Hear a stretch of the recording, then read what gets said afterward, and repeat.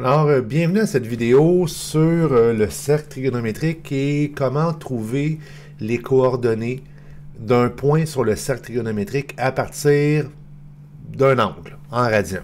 Alors, c'est fort simple. Le but, c'est que je te donne trois angles ici.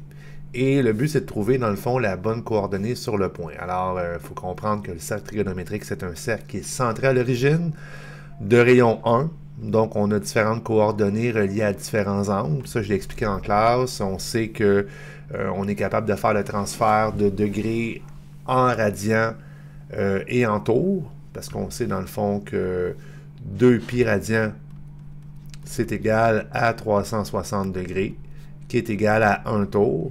Donc, à partir de cette information-là, on peut faire la conversion. Mais ce n'est pas le sujet de cette vidéo-là. Le sujet de cette vidéo-là, c'est de trouver tout simplement la coordonnée d'un point. Donc, c'est pour ça que j'ai marqué P de 15π sur 4, relié à un angle. Alors, je commence par 15π sur 4. Il existe deux moyens de trouver la coordonnée. Le premier moyen, c'est tout simplement de compter. Alors, les π sur 4, on les voit, sont en rouge ici sur le cercle. Alors, on voit clairement les valeurs des π sur 4. Donc, on va compter tout simplement les π sur 4 à partir de 0. Le point de départ étant ici, donc à 0. Donc, on a 1 π sur 4, 2 π sur 4. Il ne faut pas oublier que la fraction se réduit. Donc, 2 π sur 4, ça fait π sur 2. 3, 4, 5, 6, 7, 8 π sur 4, j'ai fait un tour. 9, 10, 11, 12, 13, 14, 15.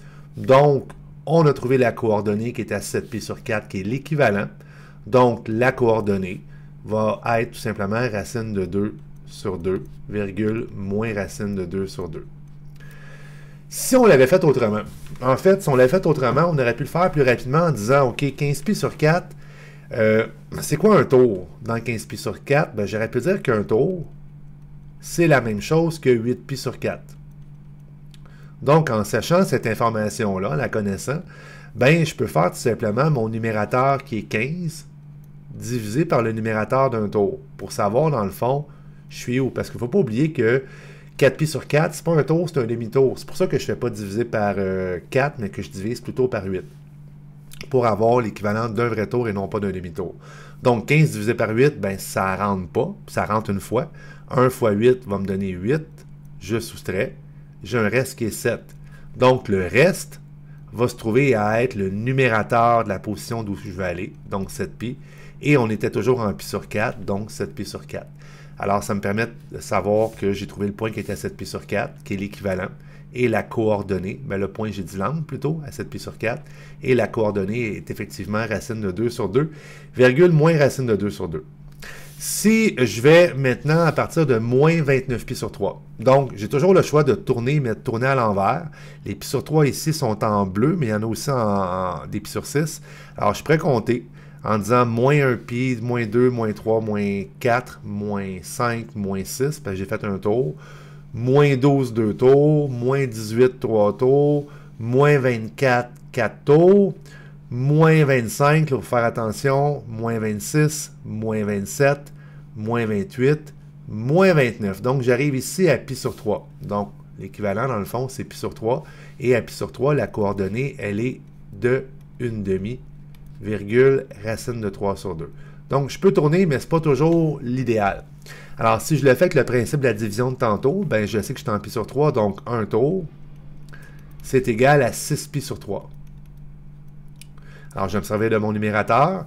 Pour prendre le premier numérateur que j'avais, qui était 29, divisé par 6. Là, tu vas dire, ouais, mais il est où le négatif? Fais-toi-en pas, je vais revenir tantôt. Donc, je fais 29 divisé par 6. Je sais que ça rentre 4 fois, parce qu'on avait 4 tours. 4 fois 6, 24. Il reste 5.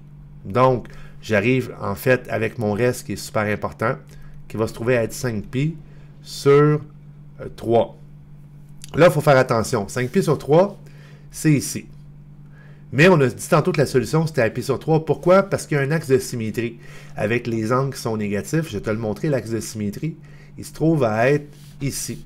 Donc, on a... Oups, on va recommencer pour faire tracer une ligne. Alors, l'axe de symétrie, il est... Je trace des carrés. Alors, l'axe de symétrie, je vais prendre la souris, ça va aller mieux. Donc, il est ici. Alors, on va le voir clairement. Ça, c'est mon axe de symétrie. C'est mon effet miroir. Fait que le point qui était à 5 pi sur 3, sont symétriques et par-dessus. Donc, c'était à pi sur 3. C'est ce qu'on avait trouvé tantôt, n'oublie pas. On avait trouvé le pi sur 3 qui correspond à la coordonnée, ben, le point l'angle de pi sur 3 correspond à la coordonnée 1/2 virgule racine de 3 sur 2 parce qu'on a un angle qui est négatif. Donc, il faut aller voir son miroir par rapport à l'axe des x. Je fais un dernier exemple avec le moins 47 pi sur 6. Donc, je ne tournerai pas cette fois-ci, je vais faire directement la division. Donc, si je fais la division, il ne faut pas oublier qu'un tour... Oups, il faut que je m'enlève de ça. Alors, un tour, c'est égal à 12 pi sur 6. Donc, on va faire 47 divisé par 12 cette fois-ci. Donc, ça rentre 3 fois 12, 36. Il me reste 11. Alors, je vais arriver à 11 pi sur 12. 11 pi sur 12, pas sur 12, mais désolé. 11 pi sur 6, parce que je suis en pi sur 6, c'est ici. Mais là, il ne faut pas oublier, on a un angle négatif, donc je vais aller chercher mon symétrique. Mon symétrique va être ici à pi sur 6. Et quelle est la coordonnée à pi sur 6? Ben, c'est racine de 3 sur 2, virgule, 1/2. Et si j'avais tourné à l'envers, ben, j'aurais pu tourner en disant, je tourne à l'envers, je fais moins 12, moins 24, moins 36, 37, 38, 39, 40, 41, 42, 43, 44, 45, 46, 47, et je serai arrivé à la bonne place. Donc, j'espère que cette petite vidéo t'aide à comprendre comment trouver la coordonnée à partir d'un point. Pas d'un point, mais à partir d'un angle en radian. On aurait pu faire la même chose en degrés. Et ben, l'avantage du radian, c'est qu'on peut déborder du 360 degrés habituel sur l'angle. C'est pour ça, dans le fond, qu'on sert du radian dans ce cas-là. Sur ce, à une prochaine fois.